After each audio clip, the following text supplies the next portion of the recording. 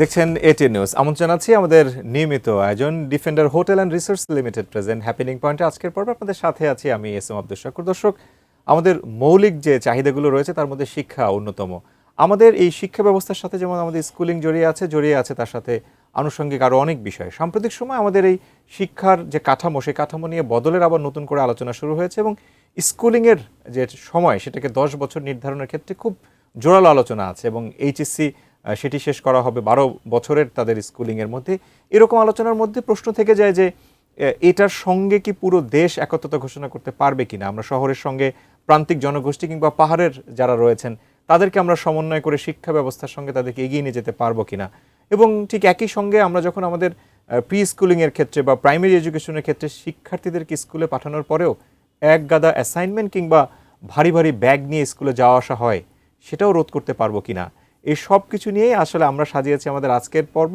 আর এখানে আমরা নাম দিয়েছি 10 বছরের স্কুল জীবন। যেহেতু এই শিক্ষা কাঠামো কিংবা শিক্ষা নিয়ে একরকমের বড় পরিসরে আলোচনা করব, আমাদের সঙ্গে রয়েছেন ডক্টর মোহাম্মদ মফিজুর রহমান, শিক্ষা বিষয়ক গবেষক। আমরা স্যারকে স্বাগত জানাই। স্যার, আমাদের আজকের আয়োজনে আপনাকে স্বাগত জানাচ্ছি। আপনাকেও ধন্যবাদ জানাচ্ছি। 10 বছরের শিক্ষা স্কুল জীবন, এটা নিয়ে একরকমের আলোচনা গত কয়েকদিন ধরেই হচ্ছে এবং বিশেষ করে যখন মাননীয় শিক্ষামন্ত্রী মহোদয় তার মুখ থেকে এটা ঘোষণা দিলেন এবং তারা আলোচনাও শুরু করে দিয়েছেন এরকম একটি কথা। শুরুতেই জানার ইচ্ছা জাগবে স্যার যে 10 বছরের এই স্কুল জীবন, ঠিক 12 বছরে আবার এইচএসসি কমপ্লিট করা, আসলে এই থিমটা কি, মানে এটার মধ্যে নতুন কিছু আছে কিনা? প্রথমত হচ্ছে আসলে এটা আগেই আছে। আমরা আগেও কিন্তু 10 বছরেই এসএসসি পাশ করি। 10 বছর, এখানে একটা মেসেজটা হয়তো অনেকের কাছে ক্লিয়ার না, আমার কাছে মনে হয়েছে। 10 বছরে এটা কিন্তু এসএসসি বলতে হলো 10 বছর লেখাপড়া করে এসএসসি, মানে 1 বছর বয়স থেকে 10 বছর না। অর্থাৎ আমাদের সিস্টেম হচ্ছে যে ক্লাস 6-এ অনে ভর্তি হবে, 10 বছর লেখাপড়া করবে, 6 বছর বয়সে 6 বছর বয়সে অনে ভর্তি হবে এবং 16 বছরে সে এসএসসি পরীক্ষা দিবে। তারপরে 10 বছর লেখাপড়া। কিন্তু এখানে বাই ডিফল্ট একটা সেশন জট কিন্তু আমাদের এর মধ্যে হয়ে গেছে। আমাদের পরীক্ষাটা আসলেই কিন্তু ডিসেম্বরে, কারণ আমাদের একাডেমিক ক্যালেন্ডার হচ্ছে জানুয়ারি থেকে ডিসেম্বর পর্যন্ত। ক্লাস 1-এ ভর্তি হয় কিন্তু জানুয়ারি মাসে, রাইট, এবং ডিসেম্বরে সে ক্লাস 1 শেষ করে। একইভাবে ক্লাস 10 শেষ করে সে কিন্তু ডিসেম্বরে। তাহলে ডিসেম্বরের পরে এপ্রিল পর্যন্ত তো এই 4 মাস, মানে যখন পরীক্ষা দেয় এই পরীক্ষার সময়কাল আমরা যেটাকে না, পরীক্ষা কিন্তু এপ্রিলে হয়, হ্যাঁ রাইট, এই যে 4 মাসের কথা বলছি। 4 মাস, এই 4 মাস সে কোথায় থাকে? তার তো স্কুল শেষ হয়ে গেছে ক্লাস ডিসেম্বর মাসে, তাহলে 4 মাস কোথায় গেল? পরীক্ষার প্রিপারেশন এবং পরীক্ষা দেয়। কিন্তু আমরা যখন ছাত্র ছিলাম তখন পরীক্ষাটা হতো ফেব্রুয়ারিতে। এটাও কিন্তু 1 মাস ছিল। তখন হয়তো এইভাবে ধরে নেওয়া হতো যে ডিসেম্বরে তার ক্লাস শেষ হয়ে গেল, জানুয়ারি মাসে সে বাসায় রিভিশন দেবে, ফেব্রুয়ারি মাসে পরীক্ষা দেবে। 1 মাস এভাবে একটা বিষয় ছিল, যদিও সেটাও একটা সিস্টেম লস। কিন্তু পরবর্তীতে বিশেষ করে করোনার সময়ে এই পরীক্ষাটা একটু ডিলেড হয়ে সুযোগ ছিল। এটাকে আসলে রিকভার করতেই হবে এবং এটার ইম্প্যাক্ট কিন্তু অনেকগুলো ব্যাড ইম্প্যাক্ট পড়ছে। এসএসসি যখন দেরি হলো, ইন্টারমিডিয়েট দেরিতে হচ্ছে, ইউনিভার্সিটি লাইফে দেরিতে হচ্ছে। আপনারা জানেন যে আমাদের কর্মজীবন দেরি হচ্ছে এবং আমাদের কিন্তু একসময় 5-6 বছর সেশন জট ছিল, এটি কিন্তু কমিয়ে আনা হয়েছে। সুতরাং এখানে অনেকগুলো প্রবলেম তৈরি হয় আমাদের এই ডিসেম্বরে পরীক্ষা না হয়। আমাদের আবহাওয়ার সাথেও যদি আমি বলি, আচ্ছা, ডিসেম্বর মাস হচ্ছে আমাদের অগ্রহায়ণ পৌষ মাস। এই সময়টা কিন্তু আমাদের আবহাওয়া প্রাকৃতিক কোনো দুর্যোগ হয় না সাধারণত। কিন্তু আমরা যখন এপ্রিলে পরীক্ষা নিচ্ছি, চৈত্র বৈশাখ মাস, ঝড় হতে পারে যে কোনো সময়। আরেকটা প্রবলেম হয় বাংলাদেশে, ধরুন আমাদের কিন্তু সারা দেশে একযোগে পরীক্ষা হয়, একই দিনে পরীক্ষা হয়। দেশের কোনো একটা জায়গায় যদি কোনো ঝামেলা হয়, পুরো পরীক্ষাটাকে কিন্তু অফ করে দিতে হয়। এতে করে আমাদের এই পরীক্ষাগুলো পিছিয়েছে। এটাকে সামনে আনাটা যুক্তিযুক্ত এবং ডিসেম্বর, তবে একটা হঠাৎ করে এপ্রিল থেকে ডিসেম্বরে আনলে যেটা একটা ব্যাড ইম্প্যাক্ট হয়তো জনগণের মধ্যে আসছে যে তারা তো কম সময় পাচ্ছে, প্রিপারেশনের যে ঘাটতি থেকে যাচ্ছে, সেটা হয়তো একটা লং টার্ম ব্যাড ইম্প্যাক্ট হতে পারে। ব্যাড ইম্প্যাক্ট না, তার সাথে আরেকটা জিনিস আছে, সে তো মেন্টাল প্রিপেয়ার্ড নাই ভাবে যে আমি ডিসেম্বরে পরীক্ষা দেব। এই ধরনের পলিসিগুলো স্যার যদি একটু আগে, মানে 1 বছর 2 বছর আগে জানিয়ে দেওয়া হয়, সে কিন্তু এটার সাথে তো একটা পুরো সাইকেলের বিষয়, শিক্ষক আছে, একাডেমিক কারিকুলাম যারা ডেভেলপ করে, পরীক্ষা পদ্ধতি সবকিছু মিলে। এখন যারা ক্লাস 9-এ পড়ে তাদেরকে যদি বলে দেওয়া হয় যে তুমি কিন্তু এসএসসিতে 2জন, মানে 9-10 মিলিয়ে তো এসএসসির সিলেবাসটা পড়ানো হয়, তাকে যদি বলা হয় যে তুমি কিন্তু 2 বছর সময় পাবে, তাহলে শিক্ষকও সেভাবে প্রিপেয়ার্ড হবে, স্টুডেন্ট, তাহলে সমস্যা। কিন্তু হঠাৎ করে যদি এই বছর থেকেই নিতে চায়, তাহলে একটু এখন যারা আছে এখন যারা তাদের আছে, জন্য বেশি তাদের চাপ জন্য। হয়ে কিন্তু যাবে, পরবর্তী বছর পরবর্তীরা থেকে তো সময় পেয়ে যাচ্ছে। এটা কোনো সমস্যা এটার সাথে যদি একটু মিলিয়ে জানতে চাই যে শিক্ষা যে কারিকুলাম বা কাঠামো, এগুলো নিয়েও আসলে নতুন করে ভাবা হচ্ছে, এরকম একটা আলোচনা আমরা অনেকদিন ধরে শুনেছি। কোথাও কোথাও বিস্তর প্রেজেন্টেশনও আমরা দেখেছি যে কারো কারো বইও প্রকাশিত হয়েছে যে আমল শিক্ষা যে কাঠামো বা পদ্ধতি বা সিলেবাস সবকিছুর বদল হয়ে যাবে। যদি আসলে সেরকম একটা বদল হয়, তার সঙ্গে আমাদের সকল স্তরের যে যারা শিক্ষার্থীরা রয়েছেন, অভিভাবকরা রয়েছেন, সবাই এটার সঙ্গে খুব কুইককে অ্যাডপ্ট করতে পারবেন কিনা, এই ব্যাপারে আপনার সিলেবাস, ধরুন আমাদের যে সিলেবাস আছে এইটা আসলে কোনো সিলেবাসই না। আমাদের এডুকেশন সিস্টেমটা পুরোটাই এই করতে হবে, মানে একদম ভেঙে চুরে ঢেলে সাজাতে হবে। সাজাতে হবে। আপনি দেখুন, একটা ছেলে মাস্টার্স পাস করছে, তাকে যদি বলেন যে এখন তুমি কিছু করো, সে কিন্তু কিছুই করতে পারছে না। তার মানে কি, আমি তাকে কি শেখাইলাম এই 23 বছর 24 বছর ধরে, তাই নয় কি? তো এই জায়গাতে আমাদের এডুকেশন সিস্টেমটার মূল যে প্রবলেমগুলোর মধ্যে, তার মধ্যে এটা একটা হলো সিলেবাস ঠিক করতে হবে। এখন পৃথিবীতে পড়ায় এআই, রোবোটিক্স। আপনি জানেন যে ইউরোপের দেশগুলোতে স্কুলে কোডিং শেখানো হয়, রাইট। কিন্তু আমরা কিন্তু এখনও মেমোরি করছি। আপনার মনে আছে নিশ্চয়ই যে আমরা যখন লেখাপড়া করছি, আমি বিসিএস পরীক্ষা দেওয়ার সময় আমাদের প্রশ্ন কিন্তু আসতো অমুক দেশের মানে রাজধানীর নাম কি, মুদ্রার নাম কি, তাই না? রাইট। মেমোরাইজেশন। এখন কিন্তু কোনো পৃথিবীতে মেমোরাইজেশন তো আপনার হাতের মুঠে, mobile phone, everything is even অনেক অনেক শর্ট অ্যানালাইসিস আপনার মুহূর্তের মধ্যে আছে, আপনি বললেই হবে। আপনি মেমোরিতে রাখবেন কেন? আপনার এখন শেখানোর দরকার হচ্ছে হাউ টু ইমপ্লাই, এক্স্যাক্ট। তাই না? কীভাবে এটা প্রয়োগ করবেন। এবং আরেকটা জিনিস আছে, ইনফরমেশনের মধ্যে একটা বড় মানে ভুল ইনফরমেশান থাকে, তাহলে কারেক্ট ইনফরমেশান কীভাবে খুঁজবে সেটা আমাদেরকে শেখানোর দরকার স্টুডেন্টদেরকে। তো এতে করে হচ্ছে কি টোটাল সিলেবাসই, এবং শুধু আমি আইটি সেক্টর না, আধুনিক কৃষিকাজ অনেক ডেভেলপড হয়েছে না? অবশ্যই অবশ্যই। বিজনেস পলিসি চেঞ্জ হয়েছে না? তার মানে প্রত্যেক সেক্টরেই কিন্তু মডার্ন এডুকেশন সিস্টেম এসেছে। আমরা কিন্তু আমাদের সেই এডুকেশন সিস্টেমটাকে আমরা এখনও একটু বকাটকা দিই ব্রিটিশদের, তার কতদিন, আমাদেরও তো 55 বছর বয়স হয়েছে। আমরা এখন ব্রিটিশদের কারিকুলাম দিয়ে এখন এই দেশ চলছে, মুখস্থবিদ্যার এডুকেশন। সুতরাং এই কারিকুলাম চেঞ্জ করতে হবে। হ্যাঁ, এখন সেটাকে স্টুডেন্টস, টিচার্স, গার্ডিয়ানস সবাইকে অ্যাডপ্ট করা, যেটা সেটা নিয়ে কাজ করার জন্য আসলে কিছু পৃথিবীতে যখনই কারিকুলাম চেঞ্জ হয়, কারিকুলামটা চেঞ্জ করার জন্য ধরেন 10-15 বছরের প্ল্যান করে, অ্যাটলিস্ট 15 বছরের কারিকুলাম চেঞ্জ করব, হঠাৎ করে না। আবার আমাদের আনফর্চুনেট একটা দুঃখজনক বিষয় হচ্ছে, সরকার চেঞ্জ হলে আমাদের কারিকুলাম চেঞ্জ হয়ে যায়। এই জন্য কারিকুলাম পৃথিবীর অনেক দেশে, যে পলিটিক্যাল দেশ আছে, ডেমোক্রেটিক দেশ যেগুলো, সেখানে কারিকুলাম চেঞ্জ করার জন্য সমন্বিত, অর্থাৎ সকল পার্টিকে একসঙ্গে করে, মানে যেহেতু এটা জাতির বৃহত্তর এবং সেটা এই কনসেনসাস ছাড়া কিংবা রাজনৈতিক মতাদর্শের ডিরেকশন ছাড়া করা যায় না, সেই জিনিসগুলোতে আবার হুটহাট করে হাত দেওয়া মানে ঠিক না, আসলে ঠিক না, ওই চেঞ্জ হয়ে যায় পরে। আবার আপনি যে কথাগুলো বলছিলেন খুব চমৎকারভাবেই সামারাইজড হতে বলছিলেন যে কোন কোন জায়গাগুলোতে আসলে পরিবর্তন দরকার, কিন্তু এই পরিবর্তনের সাথে তো আসলে ইনফ্রাস্ট্রাকচারের একটা বড় সম্পর্ক আছে। এবং এই দেশটা যেহেতু আধুনিক দেশ না, এখানে বিভিন্ন প্রান্তিক জনগোষ্ঠীও থাকে, সেখানে শিক্ষকদের লিমিটেশন আছে, অবকাঠামো লিমিটেশন আছে, প্রযুক্তিগুলোকে খুব কুইকলি অ্যাডপ্ট করার ক্ষেত্রে অনেক রকমের সীমাবদ্ধতা রয়েছে। সেগুলো মিলিয়ে যেহেতু রাষ্ট্র বা সরকার যখন চিন্তা করে, তখন তো তার সকল জনসাধারণকে নিয়ে চিন্তা করতে হয়। সবার কাছে কি এটা পৌঁছানোর মতো জায়গায় আমরা এখন আছি, বা কবে নাগাদ শুরু করা যাবে? এইটার জন্য প্রথমত হচ্ছে আমাদের একটা জায়গা চেঞ্জ করতে হবে। আমরা বলি কিন্তু শিক্ষায় খরচ হচ্ছে কত টাকা, আসলে শিক্ষা কিন্তু কোনো খরচ না, এটা হচ্ছে পৃথিবীর সেরা বিনিয়োগ। রাইট। রাষ্ট্রকে এই জায়গাটা আসতে হবে, শিক্ষায় আমি বিনিয়োগ করছি। এবং আপনি যখন আপনার সন্তানের পিছনে শিক্ষার জন্য বিনিয়োগ করছেন, ওই সন্তানের জন্য আপনাকে আর টাকা পয়সা রেখে দেওয়ার দরকার নেই, ও নিজেই নিজেকে তৈরি করে নেবে। রাষ্ট্রও তো এরকম, সব মানুষই তো রাষ্ট্রের। রাষ্ট্র যদি এটাকে বিনিয়োগ মনে করে, আমাদের যে পরিমাণ এখনও পর্যন্ত মেগা বাজেট নেওয়া হয় বিভিন্ন জায়গায়, কিন্তু শিক্ষায় কিন্তু সেভাবে নেওয়া হয় না। আপনি দেখুন যে UNICEF, UNESCO, ADB, world bank সমস্ত দাতা সংস্থা পর্যন্ত বলছে যে আমাদের মিনিমাম 6% বাজেটের কিন্তু শিক্ষায় বরাদ্দ করতে বলেছে, পরামর্শ দিয়েছে অনেক বছর ধরে, কিন্তু আমরা কখনোই 2 ক্রস করিনি। 1.97 হাইয়েস্ট গিয়েছে মনে হয় একবার। আপনাকে এই জায়গায় বিনিয়োগ করতে হবে। এটা আপনি মানে যদি বিনিয়োগের যে প্রায়োরিটি সেটা আসলে বুঝতে হবে। আমরা বুঝতে যখন ব্যবসা নিয়ে কথা বলি জি। তখন সেক্ষেত্রে বিনিয়োগটা তো আসে। আসেই এটা আসলে একটা রাষ্ট্রের জন্য সবচেয়ে বড় ব্যবসা। বড় ব্যবসা। সেগুলো নিয়ে হয়তো আলোচনা করার আমরা সুযোগ পাবো। একটু বিরতিতেও আমাদেরকে যেতে হবে, তখন আমরা আসলে এই জায়গাগুলোতে ভাবার চেষ্টা করব, আলোচনা করার চেষ্টা করব যে আসলে এই বিনিয়োগের রিটার্নটা কিভাবে অন্যান্য দেশগুলো আসলে পায় বা সুবিধাভোগী হয়। আমরা ফিরছি কিছুক্ষণ পরে। দর্শক, আপনারা দেখছেন এটিএন নিউজ। আমরা আছি defender hotel and resource presence happening পয়েন্টে। ছোট একটা বিরতি কাটিয়ে ফিরছি খানিক বাদে, সঙ্গে থাকুন।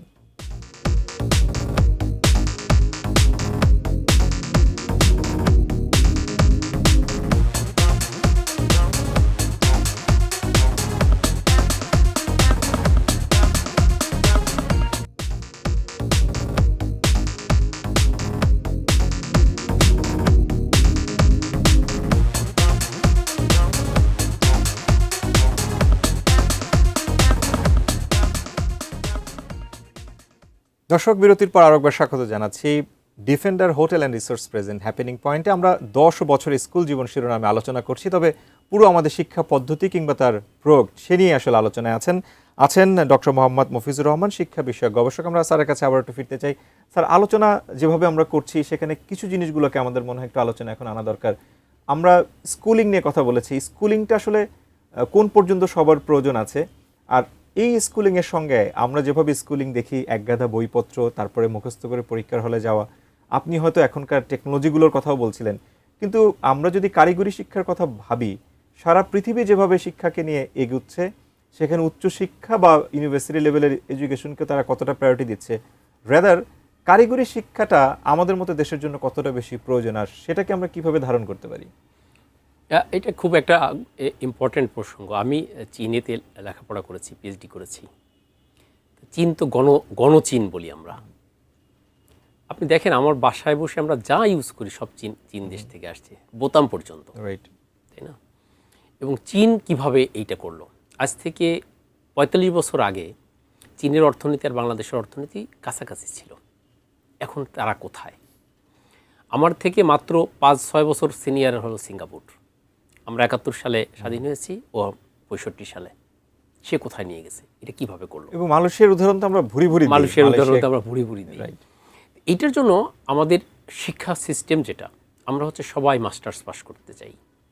এবং আপনি দেখবেন যে অনেক পিয়ন পদে চাকরি করছে, ঝাড়ুদার পদে চাকরি করছে মাস্টার্স পাস করা, রাইট, এবং প্রাউডলি অ্যাপ্লাই করছে। এবং আপনি নিশ্চিত থাকেন এসএসসি পাস করা পিয়ন মাস্টার্স পাস করা পিয়নের থেকে 100 গুণ ভালো।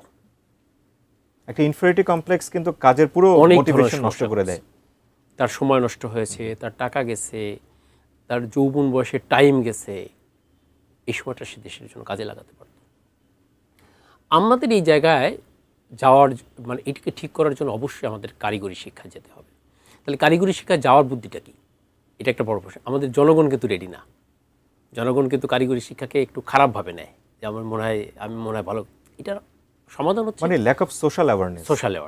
তা সোশ্যাল অ্যাওয়ারনেস যেমন তৈরি করতে হবে, সেই সাথে একটা জিনিস হচ্ছে কি, উচ্চশিক্ষাকে আপনি লিমিটেড করে দিতে করে হবে। দেবেন। উচ্চশিক্ষা মানে গবেষণা ছাড়াতে এই পৃথিবী কোনো জাতি ডেভেলপ করতে পারবে না। তাহলে আপনাকে উচ্চশিক্ষার জায়গাটাকে গবেষণায় নিয়ে যেতে হবে। তাহলে যে গবেষণা করতে পারবে তাকে আপনি উচ্চশিক্ষা নেবেন। কিছু মানুষ তো অবশ্যই দরকার গবেষণা করার জন্য, বাকিদেরকে আপনি কারিগরি শিক্ষা দিয়ে দেন। সম্ভবত গত কয়েকদিন আগে একটা হিসেব পড়লাম, সম্ভবত গভর্নমেন্টের হিসাব অনুসারে প্রায় 48 লক্ষ লোক সৌদি আরবে আমাদের দেশ থেকে গিয়ে গভর্নমেন্টের এই হিসাব অনুসারে কাজ করে। বিভিন্নভাবে বলা হয় যে এটা আসলে সংখ্যার থেকে হয়তো আরও বেশি। আমি 48 লক্ষই ধরি। এরা এই দেশ থেকে যখন গিয়েছে, যে পেশা থেকে যে জায়গা থেকেই যাক না কেন, সৌদি আরবের সাথে তার কিন্তু কাজের কোনো মিল নেই। এখানে এই বাংলাদেশে রিক্সা চালাইতো, ভ্যান চালাইতো, কোনো একটা ফার্মে চাকরি করতো, কোনো একটা জায়গায় মাস্টার্স পাস করছে। মানে খুব মোটা দাগে যদি বলি তাহলে আনস্কিল একদম লোকজনকে আমরা ওখানে পাঠিয়েছি। সে কারণে আমাদের প্রতিবেশী শ্রীলঙ্কার একজন শ্রমিক যখন সৌদি আরবে কাজ করে, আমার এরা দুইজনই কিন্তু গেছে, ভিসার কিন্তু লেখা আছে লেবার। রাইট। ওইখানে গিয়ে তার কাজের উপর শ্রীলঙ্কার একজন লেবার আমার দেশের থেকে 3 গুণ বেতন পায়। তাহলে আমরা এই দেশ থেকে কি পাই? এবং ফর মানে ফিউচার যারা যাবেন তাদের ক্ষেত্রে তো কান্ট্রি ব্র্যান্ডিং এর ক্ষেত্রে যখন ভাববে যে একজন বাংলাদেশি ওয়ার্কার আসছে, তাকে আমি কোন প্রায়োরিটিতে রাখবো, সেটা কিন্তু ওই সব দেশগুলোতে আসলে অ্যানালাইসিস হয় এবং রেটিংও হয়। এবং শুধু দেশগুলো, আমার খুব ভালো একটা মনে আছে, মালয়েশিয়ার একটা আইল্যান্ডে একটু ঘুরছিলাম। যে গাড়িটা নিয়ে আমি ঘুরছি, সেই গাড়ির ড্রাইভার ফিমেল, সে আমাকে বলছে যে তুমি বাংলাদেশ থেকে আসছো। আচ্ছা, বাংলাদেশ খুব পোর দেশ না? আমরা কেন, তোমার এরকম কেন মনে হয়েছে? বলে এই জায়গায় আমাদের যে লেবাররা বাংলাদেশ থেকে আসে তারা খুব নিম্নমানের কাজ করে। তার মানে কি, মানে আমার দেশ সম্পর্কে পারসেপশন কেমন? হয়রাস সে কিন্তু ভারত সম্পর্কে অনেক ভালো তার রিভিউ। তাহলে আমরা আমাদের লোকজনদেরকে এরকম সার্টিফিকেটধারী না করে স্কিল পিপুল, এখন দুনিয়াটাই কিন্তু স্কিল পিপুল। আমরা যদি আবার স্কুলিং একটু এটার সাথে লিঙ্ক করার চেষ্টা করি, তাহলে কি নতুন যে কারিকুলাম নিয়ে আলোচনা আছে, আমরা হয়তো ভেতরের বিষয়টা জানি না, সেখানে এরকম কারিগরি শিক্ষার ক্ষেত্রে ইভেন স্পোর্টস নিয়ে আলোচনা আছে, আরও কিছু কো কারিকুলার অ্যাক্টিভিটিসকে খুব ফোর্সফুলি হয়তো ইনকর্পোরেট করবে এরকম আলোচনা শুনেছি। সেগুলোকে আসলে আমরা পেতে যাচ্ছি, এমনটা কি আমার মনে হয় সরকার সেটা ভাবছেন। আমাদের এখন যিনি শিক্ষামন্ত্রী আছেন তিনি এই ধরনের বিষয়ের উপরে উনি লেখাপড়াও করেছেন, তো সেই হিসেবে মনে হয় এরকম একটা। তবে আমাদের এই একটা জায়গা যে আমাদের শিক্ষার নীতি নির্ধারণ হয় কিন্তু গবেষণা করে নয়। তা এই জায়গাটা হচ্ছে আমাদের যদি একটু স্টাডি করা হয়, যে মানে রেপ্লিকেশনটা বেশি হয় মনে হয়, মানে আরেকটাকে নিতে যাই সেটা হয়তো আমার ইকোনমি বা মানে সোশ্যাল ইসের জায়গা থেকে ফিট হয় কি না সেজন্য, এবং একটা লং টার্ম কি ইম্প্যাক্ট পড়তে পারে সেগুলো নিয়ে গবেষণা হওয়া দরকার। এবং গবেষণা হলে তো স্যার ট্রায়াল অ্যান্ড এরর করে আমি আমার বেস্ট ফিট মেথডটাকেও মনে হয় অ্যাডপ্ট করতে পারি। অবশ্যই অবশ্যই। এবং আমি আপনাকে একটা উদাহরণ দিই। 1950 সাল থেকে চেষ্টা করেছে চীন তার দেশের মানুষ রাস্তায় থুতু ফেলতো সেটা নিয়ন্ত্রণ করার জন্য, পারে নাই। 2008 সালে চীনে যখন বেইজিংয়ে যখন অলিম্পিক হবে তখন 2006 সালে তারা এটা নিয়ে চিন্তা করলো যে রাস্তায় থুতু, এটা অন্য দেশের মানুষ এসে কী বলবে সেটা তাদের ইগোতে লেগেছে, কিন্তু মূল বিষয়টা এইখান থেকে কিন্তু অনেক ধরনের রোগ ছড়ায়, সেইটা তাদের মাথায় এসছে। তখন কিন্তু তারা একটা রিসার্চ টিম তৈরি করলো। 50 সাল থেকে কিন্তু শুরু করছে চেষ্টা। রিসার্চ টিম যখন তাদেরকে সাজেশন দিয়েছে, এবং সেই সাজেশনের মধ্যে একটা হচ্ছে স্কুলের মধ্যে ঢুকানো, এবং 6 থেকে 8 এই 2 বছরের মধ্যে কিন্তু তারা সেটাকে রিকভার করেছে। না আপনি যখন বলছিলেন স্যার, আমি মাঝে মধ্যে চীনে যাই, আমি জাস্ট গত 10 দিন আগেও আসলাম চীনে, একটা মোটামুটি 10 দিনের সফর করে। আমি মিলাচ্ছিলাম আপনার কথাগুলো যে ওরা পুরো শহরটাকে কীভাবে পরিবর্তন করে নিয়েছে। আপনি ওর গ্রামটাকেও যদি দেখেন তাহলে আপনার মনে হবে না যে এটা আসলে চীনের কোনো একটা গ্রাম। এক্স্যাক্টলি। আমরা যদি সেক্ষেত্রে কৃষি বা প্রযুক্তির যত ব্যবহার আছে, ওরা আলুর কথা জেনেছি, কমলার কথা জেনেছি, ওরা রিপ্রোডাকশন করে বছরে 3-4 রকমের নতুন নতুন আলু উদ্ভাবন করে সেগুলোকে পানিতে আলু চাষ করে, এই জিনিসগুলো তারা করেছে। আমরা আমাদের শিক্ষা ব্যবস্থার মধ্যে কি কৃষির সাথে প্রযুক্তি কিংবা অন্যান্য কাজের যে প্রযুক্তির সন্নিবেশন সেটা কি আমরা দেখতে পাবো? আমাদের কৃষি কিন্তু অনেক ডেভেলপ করেছে। আমাদের টোটাল সেক্টরের মধ্যে আমার কাছে মনে হয়, এটা মাই পার্সোনাল ওপিনিয়ন, যে কৃষি কিন্তু খুব আমরা যখন 1971 সালে দেশ স্বাধীন হয়েছে 7 কোটি মানুষ ছিল, তখনও কিন্তু খাবারের অনেক অভাব ছিল। এখন কিন্তু এরকম খাবারের অভাব আমাদের দেশে নেই, আলহামদুলিল্লাহ। এটা কৃষির অনেক অবদান। তবে আধুনিক কৃষির যে সিস্টেমটা সেটা আমরা এখনও যেতে পারিনি, সেজন্য কৃষি নিয়ে অনেক লেখাপড়ার দরকার আছে। তা এইটা যদি ইনকর্পোরেট করা যায়, এই ধরনের নতুন টেকনোলজি এবং এই কৃষিভিত্তিক, এবং আমাদের দেশ তো কৃষি পরিবারেরই মানুষ আমরা অধিকাংশ, এবং এই জায়গায় একটা খারাপ দিক কিন্তু আপনি গ্রামে যান, এখন গ্রামে মানুষ নেই, গ্রামে কৃষি কাজ করার লোক পাওয়া যায় না। ঢাকায় সমস্ত লোক রিক্সা চালায়, সমস্ত লোক কিন্তু আমরা ঢাকায় নিয়ে এসেছি। এই ডিসেন্ট্রালাইজেশন, গ্রামের মানুষকে গ্রামে রাখার জন্য কিন্তু এগুলোর জন্য পলিসি অ্যানালাইসিস একটা, আপনাকে এই জায়গায় একটা তথ্য দিই। অনেকেই বলে যে এগুলো নিয়ে গবেষণা বা রাষ্ট্র আইন করলে হবে না। রাষ্ট্র কিন্তু আইনের বিষয় না, আইনের বিষয় না, অ্যাওয়ারনেসের বিষয়, অ্যাওয়ারনেস, এবং ফ্যাসিলিটিস দিতে হবে। রাষ্ট্র করে হলো পলিসি, এটাকে পলিসি বলা হয়। রাষ্ট্র কিছু পলিসি নেয় যে পলিসিতে ওই লোক ওখানে যায় বাই ডিফল্ট। ধরুন রাষ্ট্র কিন্তু চেয়েছে কিছুদিন আগে হকার উচ্ছেদ করতে, পারে নাই কিন্তু, তাই না? তাহলে এখন পলিসি নিতে হবে যে হকাররা কীভাবে নিজের থেকেই সে ওখান থেকে ওখানে সরে গিয়ে সে অন্য একটা কাজে যাবে। তো এভাবে করে আপনার কৃষি বলেন, শিক্ষা বলেন, এখানে রাষ্ট্রীয় কিছু পলিসি গ্রহণ করতে হবে যদি আমরা সামনের দিকে এগিয়ে যেতে চাই। আমরা স্কুল পর্যায় থেকেই আসলে আমাদের শেখাটা শুরু হয় বলে হয়তো স্কুল নিয়ে এত আলোচনা। স্কুলের যে পরিবেশগুলো আমরা এখনকার দেখি, অভিভাবকরা প্রায়ই অভিযোগ করেন, এবং আমরাও দেখি, আমরা অভিভাবক হিসেবে যখন দেখি যে আমাদের ছোট্ট ছেলে কিংবা মেয়ে সে যখন স্কুলে যায়, এক গাধা বই তার পিঠে চাপিয়ে এসে যায়, সেটা নিয়ে তো ফিরে আসে, সঙ্গে কিছু বার্ডেন নিয়েও ফিরে আসে, সেটা হোমওয়ার্ক বলে অনেকগুলো পড়াশোনা নিয়ে। স্কুলটাকে কেন আমরা আনন্দময় করতে পারি না আমাদের, বিশেষ করে প্রাক প্রাথমিক অথবা প্রাথমিকে, যে তার পড়াশোনাটা সে স্কুলে শেষ করে আসবে, বাসায় এসে সে পারিবারিক শিক্ষাটা গ্রহণ করবে এবং আনন্দের সময়টা অতিবাহিত করবে, পরের দিন আনন্দ নিয়ে আবার স্কুলে যাবে, এটা আমরা প্রত্যাশা করতে পারি কিনা? আপনার এই প্রসঙ্গ বলতে গেলে আপনার ওই প্রথম যেটা আমাকে যে প্রশ্নটা করেছিলেন ওইটাই একটু আবার ফিরে যেতে চাই। আমরা 6 বছর বয়সে ক্লাস 6-এ ভর্তি হবে, 16 বছর বয়সে এসএসসি পরীক্ষা দেবে, এটা আমাদের গভর্নমেন্টের রুল। আনফর্চুনেটলি কিন্ডারগার্টেন স্কুলগুলো ক্লাস 1-এর আগে আরও বিভিন্ন নামে 4টে ক্লাস চালু করেছে। 3 ক্লাস তো সবার আছেই, 4 ক্লাসও আছে, প্লে, নার্সারি, কেজি 1, কেজি 2। তাহলে কি সে কি 2 বছর বয়সে স্কুলে ভর্তি হবে? কারণ 6 বছরে যেহেতু অনে যাবে, তার আগে 4 ক্লাস। আলটিমেটলি এখানে কিন্তু সবাই 7-8 বছর হয়ে যাচ্ছে ক্লাস 1-এ ভর্তি হতে হতে। এই যে 2 বছর তার নষ্ট হচ্ছে, এটা কিন্তু বাই ডিফল্ট নষ্ট। আমরা তার জীবন থেকে 2 বছর নষ্ট করে দিচ্ছি। সেই সাথে যেটা রয়েছে, ওই কিন্ডারগার্টেন স্কুলগুলো একটা প্রতিযোগিতায় আসছে, আমাদের অনেক গার্ডিয়ানও এটা পছন্দ করে, কত বেশি পড়িয়েছে। আনফর্চুনেটলি কী হচ্ছে দেখেন, ক্লাস 6-এ গিয়ে কিন্তু সবাইকেই একই কারিকুলামে আসছে। তাহলে আপনি 6-এর আগে এই 1-2-তে বা নার্সারি, কেজিতে এত পরিমাণ বই পড়িয়ে শিশুর যে শৈশবটা, সেটা কিন্তু আমরা নষ্ট করে ফেলছি। ওর যে আনন্দ জীবনটা, ওর যে খেলার সময়টা, ওর যে বিকশিত হওয়ার সময়টা, সেটা আমরা নষ্ট করে ফেলছি। এই জায়গাটা আসলে একটু মনোযোগী হওয়া মনে হয় দরকার শেষের দিকে।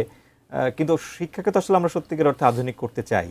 যদি একটু শর্টলি জানার চেষ্টা করি যে আধুনিকটা যদি করতেই চাই, আমাদের মোটা দাগে কোন কোন জায়গাগুলোতে বেশি মনোযোগী হওয়া দরকার? 2-3টে বিষয় যদি আপনি বলতে বলেন, তাহলে প্রথম একদম আমাদের যোগ্য শিক্ষকের অভাব। শিক্ষককে যোগ্য করতে হবে, এবং শিক্ষককে যোগ্য করার জন্য অনেকগুলো কাজ রয়েছে। প্রথম যোগ্য শিক্ষক নিয়োগ দিতে হবে। 2 নম্বর হলো তার স্যালারি। এই 3,000 টাকা থেকে 3,000 টাকাও বাংলাদেশের শিক্ষক পাওয়া যায়। আপনার গভর্নমেন্টের সরকারি এবং সবচেয়ে উল্টো সিস্টেমটা আমাদের দেশে আছে, যে উন্নত বিশ্বের সাথে উল্টা। আমরা আমাদের সবচেয়ে স্কিলফুল শিক্ষকদেরকে নিয়ে যাই উপরের দিকে, যেখানে খুব কম প্রয়োজন, সেটা হচ্ছে হায়ার এডুকেশন কিংবা ইউনিভার্সিটি লেভেলে।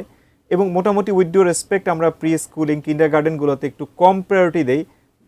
সে কারণে আমাদের ফাউন্ডেশনগুলো এখানে আপনার হচ্ছে কি, আপনি যদি যোগ্য লোক এখানে চান, তাহলে সেই শিক্ষকের রেমুনারেটেড করতে হবে এবং পলিসিটা সেভাবে সম্মান দিতে হবে তাকে।